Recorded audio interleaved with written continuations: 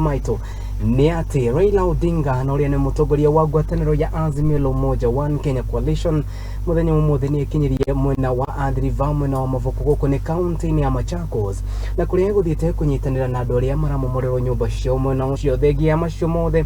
Raila Odinga ni akorirwo akigirio kuingira kuonana na andu acio na kuria ukiriana na njira nene thirikari ya President William Ruto akiuga ati mugunda wa Athi River wegwatirwo na njira nene ni thirikari na koguo momorio ndagwo ni gukorwo githie na mbere umamiri uyu ukorirwo ukiingira nduko ya gatano muthenya wa umuthe.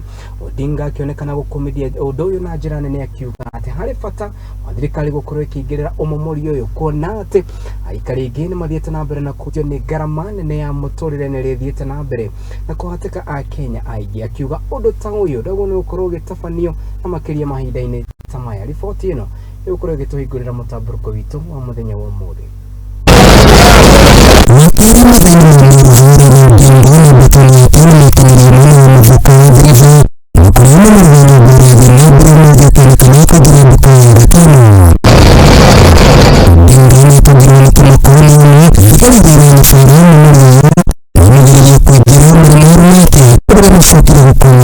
It is October 2023 and the hymn of tragedy is unfolding before the eyes of Kenyans under Ruto's watch and his loud silence.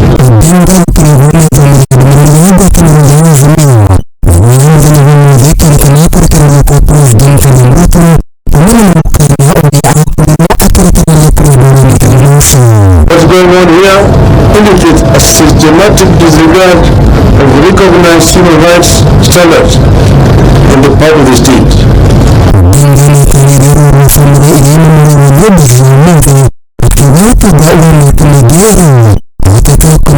The affected families, some among the poorest of the poor, have upcoming loss,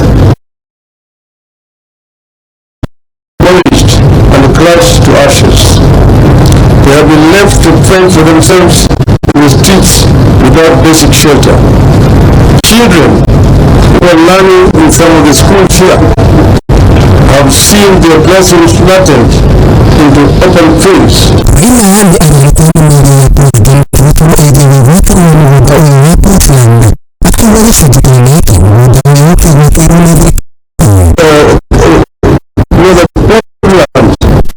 Majority owned by the government.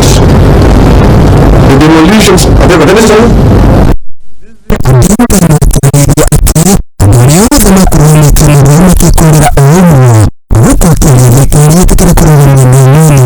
somebody will have to take the responsibility for this challenge. The government administration must immediately halt any further demolitions.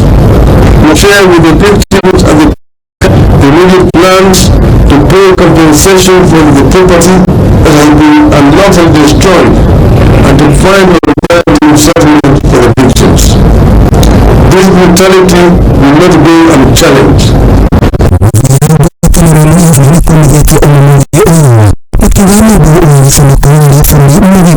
Sasa askari wamekuja hapa kutetea wale wanafanyika hapa ni uhalifu ni aibu katika taifa letu. Tunalaani vikali kama wanasema